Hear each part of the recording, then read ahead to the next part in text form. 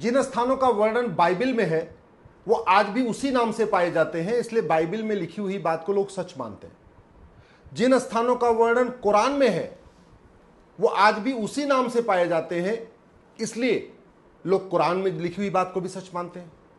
लेकिन जिन स्थानों का वर्णन हमारे भगवत गीता में है या जिन स्थानों का वर्णन हमारे रामचरितमानस में है वो अब उसी नाम से नहीं पाए जाते। जिन स्थानों का वर्णन महाभारत में है वो उसी नाम से नहीं पाए जाते। इसलिए स्कूलों में जब सिखाया जाता है कि रामायण एक काल्पनिक घटना है, महाभारत एक काल्पनिक घटना है, तो हमारे बच्चे उसको मान लेते हैं। भारत का संविधान हमें फंडामेंटल राइट देता है, राइट टू आइडेंटिटी, अपनी पहचान को बरकरार रखने का अधिकार हमें देता है। राइट टू डिग्निटी ये फंडामेंटल राइट है। सोवरेंटी भारत के प्रियम्बल में लिखा हुआ है, हम संप्रभु राष्ट्र हैं। Right to religion, freedom of religion fundamental right है। Right to custom fundamental right है। Right to culture fundamental right है। आर्टिकल 49 कहता है यह सरकार की ड्यूटी है कि वो ऐतिहासिक स्थानों को, पौराणिक स्थानों को, जो हमारी धरोहरें हैं उसको प्रोटेक्ट करे, उसको प्रिजर्व करे।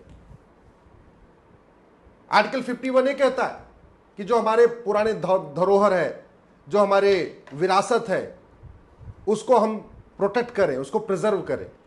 इसके बावजूद आज तक भारत में एक भारतीय नामकरण संहिता नहीं बनाई गई, भारतीय नामकरण आयोग नहीं बनाया गया। वहसी दरिंदों ने हमारे मठ मंदिरों को लूटा तोड़ा, उसके बाद उस स्थान का नाम बदल दिया जो हमारे पौराणिक स्थान थे, जो हमारे धार्मिक स्थान थे, जो हमारे ऐतिहासिक स्थान थे, और उनको रीनेम करने के लिए आज तक एक भारतीय नामकरण आयोग नहीं बनाया, भारतीय नामकरण संहिता नहीं बनाई। कई बार इलेक्शन के पहले कुछ पॉलिटिकल पार्टियां एक दो स्थान का नाम बदलती हैं, लेकिन वो पॉलिटिकल फायदे के हिसाब से बदलती हैं। वो नाम भी बदलती हैं तो ये नहीं देखती कि इसका पौराणिक नाम क्या था। वो केवल अपने हिसाब से, अच्छा इस एरिया में इस कास्ट के लोग ज्यादा हैं तो इनके नाम पे इसका जिला कर दो तो हमें वोट ज्यादा मिल जाएगी। जैसे मायावती जी ने बहुत सारे नाम बदले जिलों के, लेकिन उन्होंने किसके नाम बदले? अपने पॉलिटिकल फायदे के हिसाब से। सपा के सरकार में भी नाम बदले गए अपने पॉलिटिकल फायदे के हिसाब से। हमारे पौराणिक स्थानों का जो नाम था उसको वापस रिस्टोर नहीं किया। और इसीलिए अब हमारे बच्चों को जब कहा जाता है रामायण एक काल्पनिक घटना है, महाभारत एक काल्पनिक घटना है, तो वो मान लेते हैं। जबकि सच्चाई ये है कि रामायण में, भगवत गीता में, महाभारत में जिन स्थानों का वर्णन है वो सारे के सारे स्थान भारत में पाए जाते हैं। कुछ स्थान पाकिस्तान में है, कुछ स्थान बांग्लादेश में है, कुछ स्थान अफगानिस्तान में। चलो अफगानिस्तान के जो स्थान है उनको तो उसका हम पुराना नाम बहाल नहीं कर सकते। पाकिस्तान में जो स्थान है, जो हमारे पौराणिक स्थान है, उसको हम रिस्टोर नहीं कर सकते, हम उनका पुराना नाम बहाल नहीं कर सकते। बांग्लादेश में जो हमारे पौराणिक स्थान है उसको हम रिस्टोर नहीं कर सकते। लंका में जो हमारे पौराणिक स्थान है उसको रिस्टोर नहीं कर सकते। लेकिन भारत में तो रिस्टोर कर सकते हैं ना। भारत का संविधान कहता भी है सोवरेंटी, संप्रभु। संप्रभु हो गए, इसका मतलब गुलामी का नाम नहीं होना चाहिए। वहसी दरिंदों के नाम पे हमारे शहरों का नाम, हमारे मोहल्लों का नाम नहीं होना चाहिए। एक लुटेरा था मुर्शिद खां, वो गया, उसने कीर्तेश्वरी मंदिर जो हमारे 51 शक्तिपीठों में से एक है जहां पे माता का मुकुट गिरा था, उस कीर्तेश्वरी मंदिर को तोड़ा, लूटा और उस स्थान को कीर्तेश्वरी कहते थे, उसको अपने नाम पे उसने मुर्शिदाबाद बना दिया। दुर्भाग्यवश आज भी वो स्थान मुर्शिदाबाद के नाम से जाना जाता है, उसको कीर्तेश्वरी नहीं बनाया गया। मिर्जा खां नाम का लुटेरा गया, 51 शक्तिपीठों में से एक दूसरा हमारा शक्तिपीठ है विंध्याचल, वहां गया, मंदिर को लूटा तोड़ा, उस स्थान का नाम मिर्जापुर कर दिया, आज भी वो मिर्जापुर के नाम से जाना जाता है। जौना खां नाम का लुटेरा गया जमदग्निपुरम, परशुराम जी के पिताजी का जहां आश्रम था, महर्षि जमदग्नि का आश्रम था, उसको जमदग्निपुरम कहते थे। उस स्थान को लूटा तोड़ा और उसके बाद उसने उसको जौनपुर बना दिया। वो जौनपुर आज भी वहीं पे जौनपुर के नाम से चल रहा है। मुजफ्फर खां नाम का लुटेरा गया विदेह, जहां सीता जी का जन्म स्थान, उसने विदेह को मुजफ्फरपुर बना दिया, आज भी वो मुजफ्फरपुर बना हुआ है। विराट महाभारत में आपने सुना होगा, पहले उन्होंने वनवास किया पांडवों ने, उसके बाद अज्ञातवास किया उन्होंने कहां पे? विराट में। होशियार खां नाम का लुटेरा गया, उसने विराट को होशियारपुर बना दिया पंजाब में, आज भी वो होशियारपुर बना हुआ है।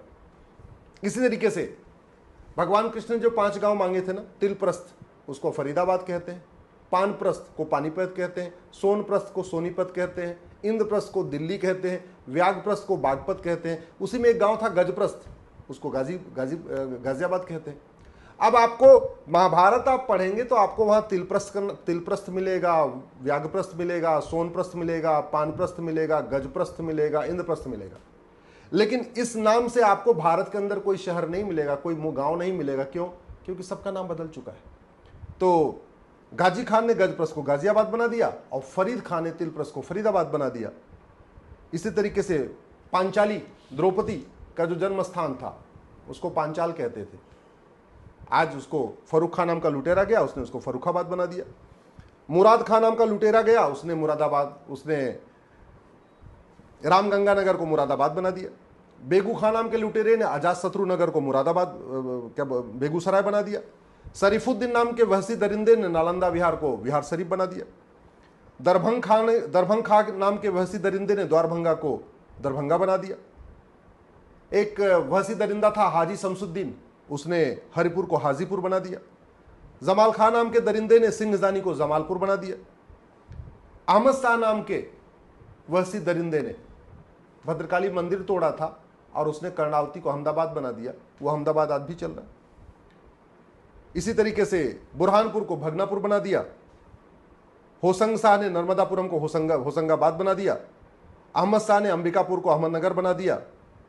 अब अंबिकापुर को जो अहमदनगर था उसको सरकार ने रिस्टोर, नाम तो बदला लेकिन उसका नाम अहिल्याबाई नगर कर दिया। कायदे से उसका पौराणिक नाम जो अंबिकापुर था वो अंबिकापुर होना चाहिए, क्योंकि हमारे महाभारत में उसका नाम अंबिकापुर है।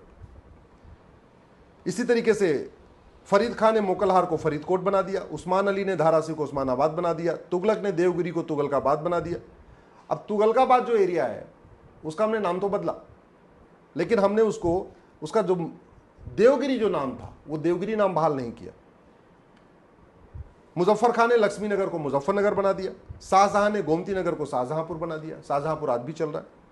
बख्तियार खिलजी ने नालंदा को बख्तियारपुर बना दिया। जरा सोचिए, जिस वहसी दरिंदे ने भारत की सबसे बड़ी लाइब्रेरी, बल्कि दुनिया की सबसे बड़ी लाइब्रेरी को जलाया, गुरुकुल को नष्ट कर दिया, नालंदा यूनिवर्सिटी को नष्ट कर दिया, उसके नाम पे आज जो रेलवे का जंक्शन है आज भी वो बख्तियारपुर है।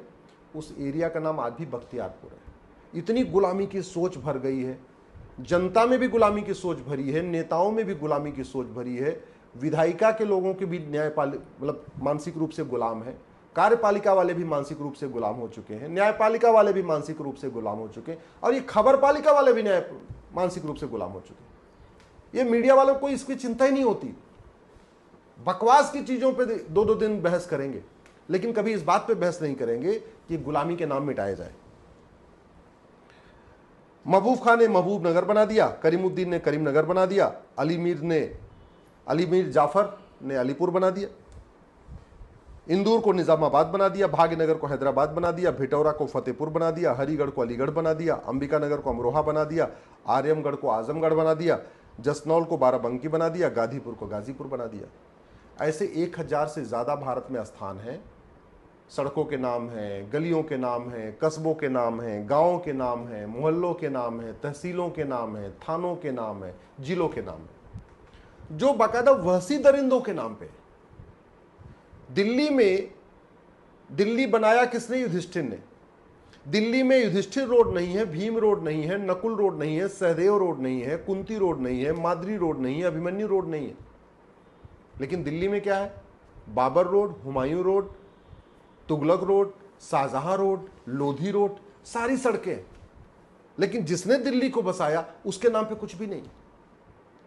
और इसके कारण जो मानसिक गुलामी है ना, वो गुलामी खत्म नहीं हो रही है।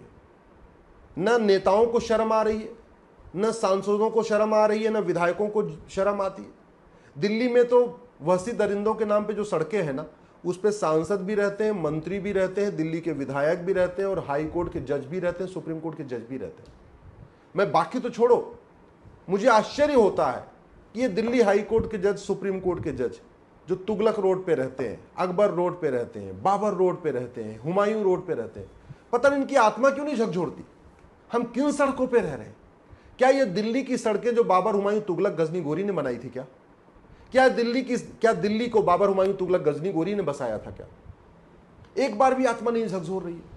इसलिए मैं आप लोगों से निवेदन कर रहा हूं, आप जागिए, अपने सांसदों से मिलिए और एक भारतीय नामकरण आयोग बनाने की मांग करिए, भारतीय नामकरण संहिता बनाने की मांग करिए।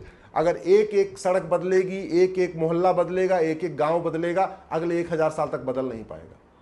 कायदे से एक नामकरण आयोग होना चाहिए, एक नामकरण आयोग बनाया जाए, उसमें जज भी हों, उसमें सामाजिक कार्यकर्ता भी हों, इतिहासकार भी हों, सब लोग हों उसमें, और एक ही बार में जितने वहशी दरिंदों के नाम पे हैं उसका पुराना नाम ढूंढ लें और एक ही झटके में एक भारतीय नामकरण संहिता बना के सबको एक साथ बदल दिया जाए।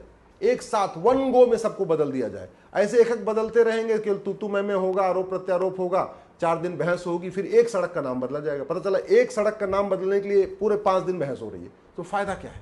अराजकता फैलती है, इससे उन्माद फैलता है। इसका स्थायी समाधान है भारतीय नामकरण संहिता, uniform naming commission, one nation one naming commission, one nation one naming code. एक भारतीय नामकरण संहिता हो, एक भारतीय नामकरण आयोग हो और एक ही झटके में देश से गुलामी के नाम मिटा दिए जाए।